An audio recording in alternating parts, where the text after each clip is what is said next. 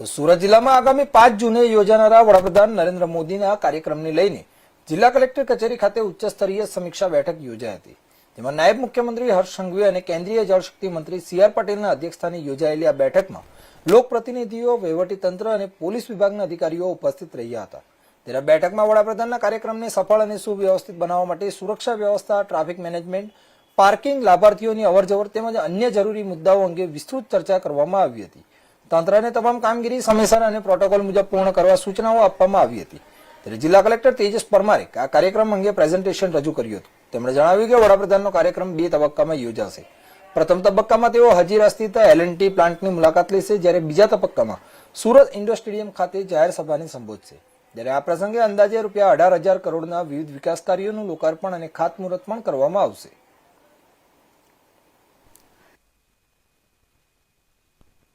માનનીય પ્રધાનમંત્રીશ્રીનું સુરતની ધરતી પર ફરી એક વખત આગમન થઈ રહ્યું છે અને તેમના આગમનને લઈને ખૂબ જ ઉત્સાહ જોવા મળી રહ્યો છે। સૌપ્રથમ તો માનનીય પ્રધાનમંત્રીશ્રીની જે મુલાકાત છે તેનું એક ખાલી નાનું વિવરણ આપીશ। માનનીય પ્રધાનમંત્રીશ્રી 5 જૂન 2026ના રોજ બપોરે 2 વાગે સુરત એરપોર્ટ ખાતે આવશે અને સૌપ્રથમ એમની જે મુલાકાત છે તે હજીરા ખાતે એક પ્લાન્ટમાં થવાની છે, જેમાં લગભગ 45 મિનિટ સુધી એ પ્લાન્ટની મુલાકાત કરશે। એ મુલાકાત બાદ માનનીય પ્રધાનમંત્રીશ્રી એક જાહેર સભાને સંબોધન કરવા માટે ઇન્ડોર સ્ટેડિયમ ખાતે પધારવાના છે અને તે 4:15 થી 5:15 સુધી એટલે કે 1 કલાકનો એ કાર્યક્રમ યોજાશે। આ કાર્યક્રમમાં 18,000 કરોડથી વધુના સરકારના વિવિધ વિભાગોના મહત્વના પ્રોજેક્ટના ખાતમુહૂર્ત અને લોકાર્પણનું ત્યાં થવાનું છે અને ત્યારબાદ માનનીય પ્રધાનમંત્રીશ્રી અત્રેથી સુરત ખાતેથી આગળ પ્રસ્થાન કરશે। આ જે સમગ્ર કાર્યક્રમ છે તેની તૈયારીના ભાગરૂપે આજે એક મિટિંગ યોજવામાં આવી હતી, જેમાં માનનીય નાયબ મુખ્યમંત્રીશ્રી, માનનીય યુનિયન મિનિસ્ટરશ્રી તેમજ MP, MLA, મેયરશ્રી તમામ હાજર રહ્યા હતા। માનનીય પોલીસ કમિશનરશ્રી અને મ્યુનિસિપલ કમિશનરશ્રીએ પણ આમાં અમને માર્ગદર્શન આપ્યું હતું। તો જે તૈયારી અમે માનનીય પ્રધાનમંત્રીશ્રી જે આગમન થઈ રહ્યું છે તેમાં જે તૈયારીઓ છે તેના ભાગરૂપે આજે અલગ અલગ અમને સજેશન્સ મળ્યા હતા। એમાં મુખ્ય 2 વસ્તુ ઉપર અમારો ફોકસ રહેવાનું છે, જેમાં એક સ્વચ્છતા અભિયાન। અત્યારે આમ આપણે જાણીએ છીએ કે સ્વચ્છ ભારત અભિયાન સમગ્ર દેશમાં ચાલી જ રહ્યું છે અને સુરત મહાનગરપાલિકામાં પણ આ કામગીરી ખૂબ જ સારી રીતે થઈ રહી છે અને જાણીએ છીએ કે સુરત આમાં નંબર 1 પણ દેશમાં છે। પણ આ કામગીરીને વધુ સારો વેગ મળે અને તેમાં વધારેમાં વધારે લોકો જોડાય, સામાજિક સંસ્થાઓ જોડાય, આપણા તમામ પ્રકારના અધિકારીઓ, કર્મચારીઓ જોડાય, તે પ્રમાણેના આપણા કાર્યક્રમો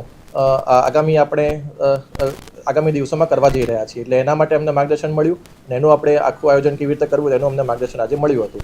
બીજું જે છે કે આ સમગ્ર કાર્યક્રમ જે છે ઇકો ફ્રેન્ડલી દ્રષ્ટિએ મતલબ આખો થાય તેના માટે પણ અલગ અલગ પ્રકારના વિષયની એમાં ચર્ચા થઈ અને કઈ રીતે આપણે ઇકો ફ્રેન્ડલી રીતે આખો આ કાર્યક્રમ કરી શકીએ અને તેમાં કઈ રીતે આપણે સાહેબનું સ્વાગત છે, લોકો પોતાની ભાવના જે માનનીય પ્રધાનમંત્રીશ્રીના આગમનને લઈને જે વ્યક્ત કરવા માગી રહ્યા છે તેને આપણે કઈ રીતે વધારેમાં વધારે સારી રીતે કરી શકીએ તે બાબતનું પણ આજે આમાં ચર્ચા થઈ અને એનું જે હવે ડિટેલિંગ્સ છે અમે આજે કરવામાં આવશે।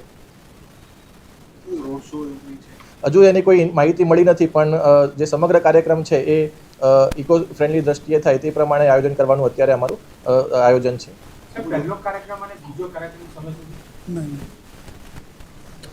પ્રોગ્રામ છે, સમય રહેવા દેજો।